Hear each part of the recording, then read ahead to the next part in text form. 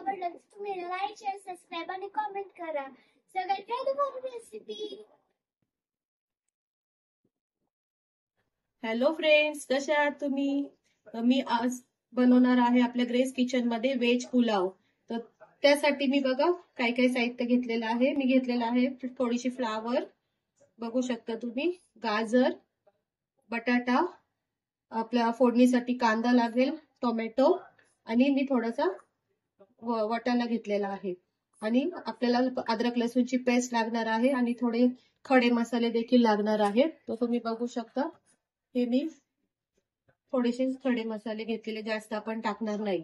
तर आपण पुढची रेसिपी बघूया व्हेज पुलावची. तर बघा फ्रेंड्स, आता आपण आपलं तेल गरम झालेलं आहे. तर आपण ह्याच्यामध्ये हे गरम मसाले, थोडे जे खडे मसाले आपण घेतले ते, आणि जिरा पण आहे ते पण टाकून घेऊया. त्यात आपण कांदा टाकून घेऊया. याच्यामध्ये आपले जिरा आहे ते चांगले तडतडलेले आहे. कांदा पण थोडा फ्राय करून घेऊया.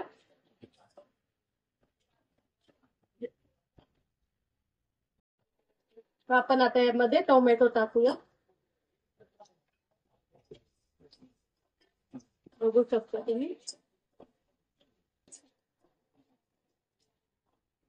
चला, आता मी तिखटासाठी बघा इथे हिरव्या मिरच्या वापरलेल्या आहेत, उभ्या चिरून घेतलेल्या आहेत मी मिरच्या. तुम्ही तुम्हाला जसं तुम्हाला आवडतं त्याप्रमाणे तुम्ही तिखट म्हणजे वापरू शकता. तुम्ही मसाला देखील वापरू शकता तिखटासाठी तुम्ही. तर चला फ्रेंड, बघा आता आपला कांदा आणि टोमॅटो सगळं मस्त फ्राय झालेलं आहे. आता आपण याच्यामध्ये फक्त मी थोडंसं हे टाकणार आहे, धना पावडर 1 टीस्पून, आणि हा पुलाव मसाला आहे माझ्याकडे, तो मी टाकत आहे याच्यामध्ये थोडासा. चला, तर आपण यामध्ये सर्व भाज्या आपल्या टाकून घेऊया फ्रेंड्स. फ्लॉवर, गाजर, तुम्हाला जे जे भाज्या हव्या असतील ते तुम्ही टाकू शकता, बटाटा आणि हिरवा वाटाणा.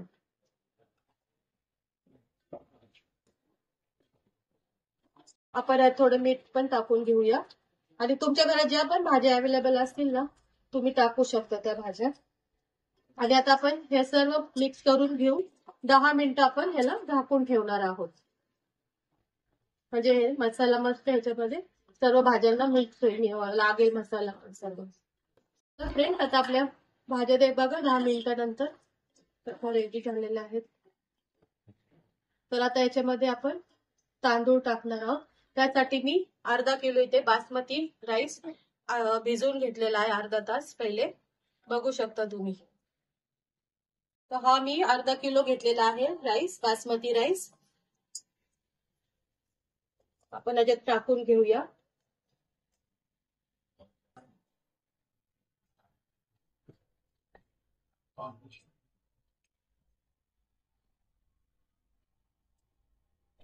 चला, तर आता आपण याच्यामध्ये पाणी टाकून घेऊया. आधी मग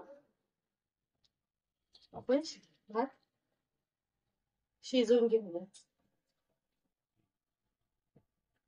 मी 1.5 ग्लास पाणी टाकलेलं आहे, कारण आपण अर्धा तास हा तांदूळ भिजवून घेतलेला आहे, त्यामुळे आपल्याला पाणी जास्त लागणार नाहीये. तर आता आपण भात रेडी झाल्यानंतरच आपण भेटूया. बघा फ्रेंड्स, आपला पुलाव रेडी आहे, व्हेज पुलाव बघू शकता तुम्ही.